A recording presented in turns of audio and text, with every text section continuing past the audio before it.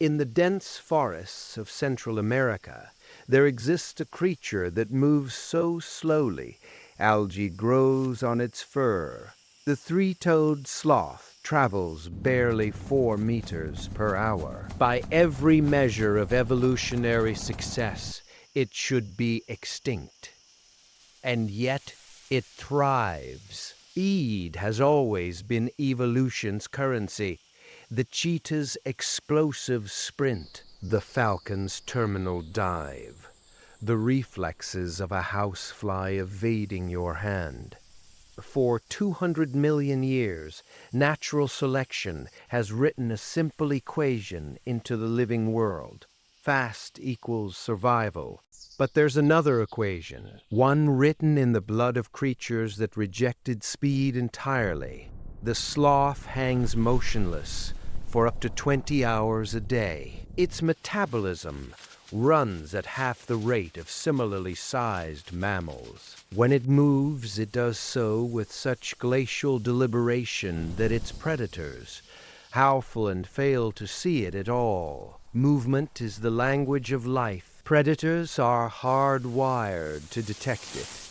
The human eye can spot a running rabbit at 300 meters, but struggles to see a motionless deer at 30. Motion-sensitive neurons in the visual cortex of every hunting animal fire when edges shift against backgrounds.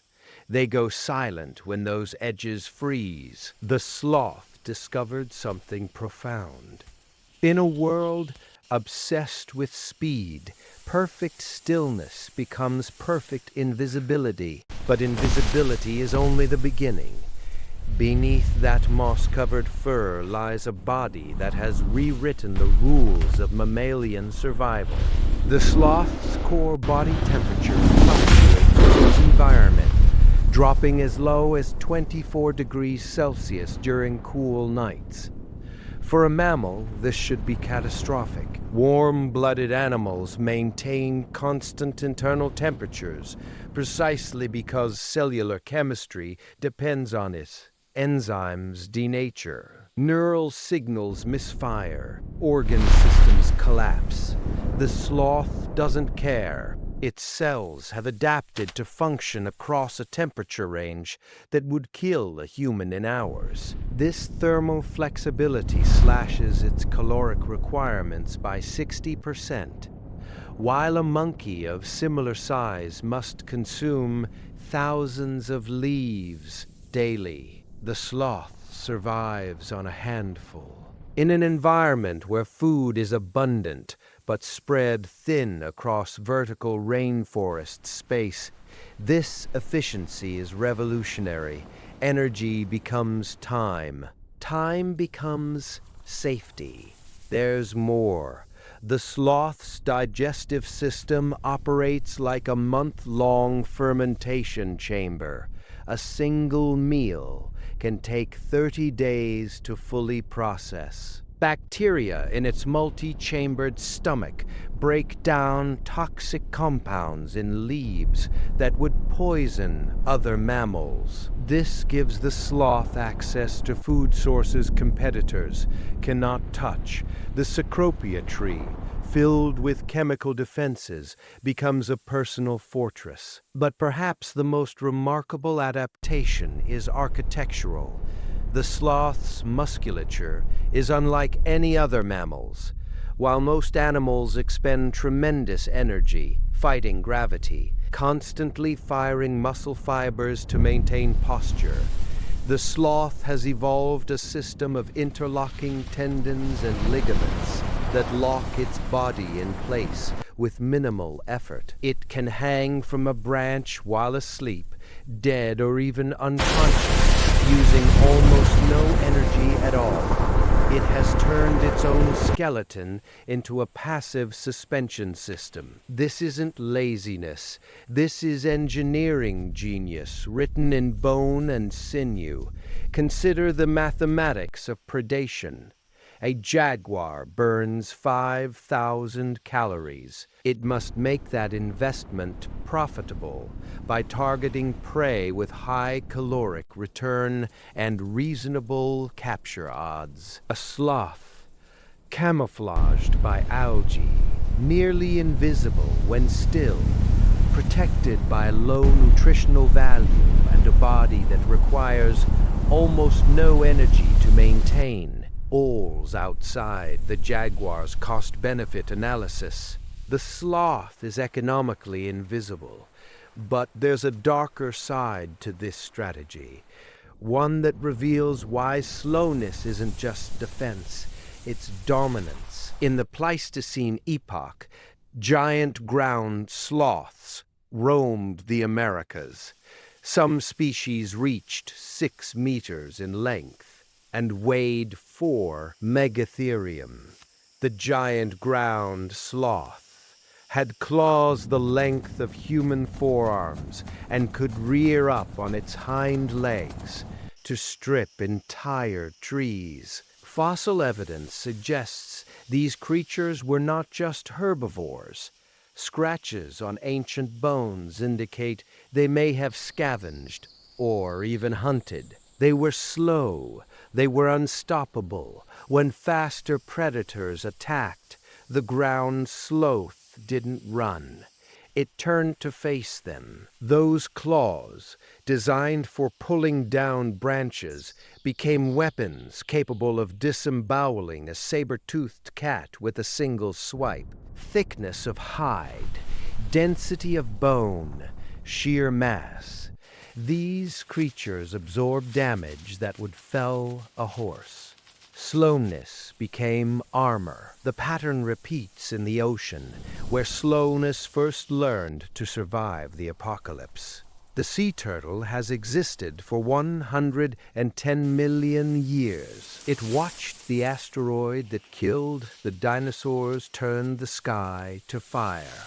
It survived ice ages, warming periods, the rise and fall of entire marine ecosystems. Today, it swims through oceans filled with apex predators, sharks, orcas, barracudas, and does so at a maximum speed of 35 kilometers per hour. A bottlenose dolphin can hit 60.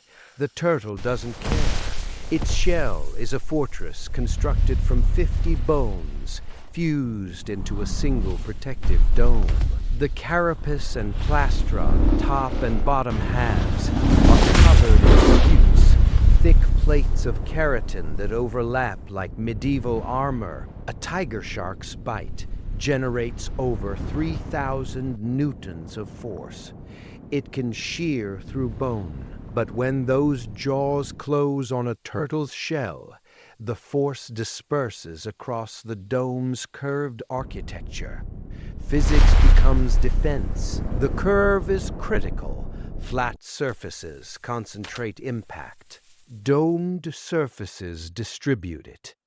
The same principle that makes an egg difficult to crush end to end makes the turtle's shell nearly indestructible from above. Predators expend enormous energy for minimal reward. Most give up. Some break teeth trying. But the shell is only one layer of the turtle's defensive strategy. Beneath that armor is a metabolism that can shift into a state of near suspension. During deep dives, a sea turtle's heart rate drops from 40 beats per minute to 1 beat every 9 minutes. Oxygen consumption plummets. Lactic acid, the chemical byproduct that causes muscle fatigue in mammals, is processed so efficiently that turtles can remain submerged for 7 hours without surfacing. They can outlast nearly any pursuit simply by waiting. This metabolic flexibility extends to survival itself. In laboratory conditions, turtles have survived without oxygen for 16 hours. Their brains possess a resilience to anoxia, oxygen deprivation that would cause irreversible damage in human tissue within minutes. The mechanism involves flooding neural cells with calcium channel blockers and ramping up anaerobic glycolysis, essentially running the brain on backup power while the main system is offline. It's biological redundancy at its finest. But there's something stranger happening here, something that challenges our understanding of aging and mortality itself. The Aldabra giant tortoise can live for over 200 years. The Greenland shark, another creature of profound slowness, swimming at barely 2 kilometers per hour, can live for 500 years. These animals don't just survive predation. They seem to resist time itself. Standard mammalian aging follows a predictable pattern. Telomeres, the protective caps on chromosomes, shorten with each cell division. Eventually, cells lose the ability to replicate. Tissues degrade. Systems fail. This is senescence, the biological clock that kills even animals that escape predation and disease. Slow animals appear to have hacked the clock. Research on tortoises reveals something extraordinary. Their cells don't show the typical markers of aging. Telomerase, an enzyme that rebuilds telomeres, remains active throughout their lives in ways it doesn't in most mammals. Their immune systems don't weaken with age. Cancer rates remain surprisingly low, despite centuries of cellular replication. They have achieved something close to biological immortality. The Greenland shark takes this further. Living in the lightless depths of Arctic waters, it grows at a rate of 1 centimeter per year. Sexual maturity doesn't arrive until the animal is 150 years old. The oldest recorded specimen was estimated at 512 years, making it the longest-lived vertebrate on Earth. Its tissues contain compounds that would be toxic to most animals. Trimethylamine oxide, an antifreeze-like chemical, saturates its flesh, making it poisonous to humans unless prepared through months of fermentation. This chemical protects cellular structures from the crushing pressure of deep water and the metabolic stress of extreme longevity. The shark moves through its world like a ghost, slow, patient, unkillable. But here's what makes these creatures truly hard to kill. It's not just physical armor or metabolic tricks, it's temporal armor. When you live for centuries, individual threats become statistically irrelevant. A shark that survives 500 years experiences thousands of potential predation events, but each individual attack has a failure rate for the predator. The shark only needs to survive each encounter. Over centuries, probability becomes destiny. The math is brutal and simple. Survive long enough, and you become inevitable. But the strangest example of unkillable slowness exists at a scale almost too small to see. The tardigrade is smaller than a grain of sand. Under a microscope, it resembles a translucent bear with 8 legs, crawling across moss with comical slowness. It moves at roughly 1 body length per minute. It can survive in the vacuum of space. In 2007, European researchers launched tardigrades into low Earth orbit aboard the PHOTON M3 mission. For 10 days, these microscopic animals were exposed to the raw cosmos, solar radiation 1,000 times stronger than on Earth's surface, temperature fluctuations from minus 272 degrees Celsius to 120 degrees. The absolute vacuum of space an environment that causes human blood to boil and cells to rupture. When the capsule returned, 68% of the tardigrades survived. Some even reproduced afterward. This shouldn't be possible. Space is fundamentally incompatible with life as we understand it. Without atmospheric pressure, liquids vaporize. Without protection from cosmic rays, DNA shatters. Without oxygen, metabolism ceases. The tardigrade ignores all of this. Its survival mechanism is called cryptobiosis, a state of suspended animation so complete that it challenges the definition of life itself. When environmental conditions become hostile, the tardigrade expels 97% of the water from its body. Its metabolism drops to 0.01% of normal function. Measurable biological activity essentially stops. It becomes a glass statue of itself. The process involves replacing water with a sugar called trehalose, which forms a gel-like matrix that preserves cellular structures. Proteins that would normally denature and clump together are held in perfect stasis. DNA, vulnerable to radiation damage, is protected by unique proteins called damage suppressor that wrap around the double helix like molecular bubble wrap. In this state, tardigrades have survived temperatures of -272 degrees Celsius, just 1 degree above absolute zero. They've endured 150 degrees Celsius, hot enough to boil water. They've been subjected to pressure 6 times greater than the deepest ocean trench. They've been frozen solid for 30 years and revived. They are harder to kill than any creature on Earth because they discovered something profound. Speed requires complexity. Complexity creates vulnerability. A cheetah is a masterpiece of biological engineering. Every system in its body is optimized for explosive acceleration. Enlarged heart, oversized lungs, lightweight bones, fast-twitch muscle fibers comprising over 70% of its musculature. This makes it the fastest land animal. It also makes it fragile.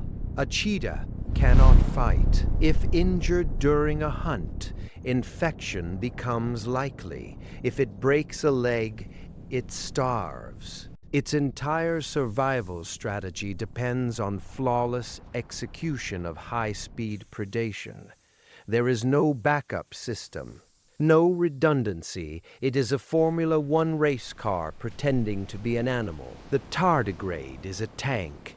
Every system is redundant. Every vulnerability has a fail-safe. Its slow movement reflects a body designed not for peak performance, but for unbreakable resilience. It doesn't need to outrun threats.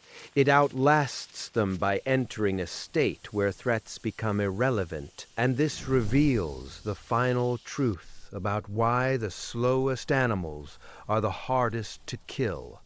They've abandoned the race entirely. While fast animals compete, slow animals persist. While predators and prey chase each other through an evolutionary arms race of speed and counterspeed, the sloth hangs motionless in its tree. The turtle drifts through oceans unchanged since the Cretaceous. The tardigrade waits in its microscopic kingdom. They discovered that in a universe governed by entropy and time, the only winning strategy is to slow down so completely that entropy cannot find you. The sloth will outlive the jaguar. The turtle will outlive the shark. The tardigrade will outlive everything. Not because they're strong. Not because they're fast, not because they're clever, because they simply refuse to play the game we think life is about. They found a different game entirely, and they're winning.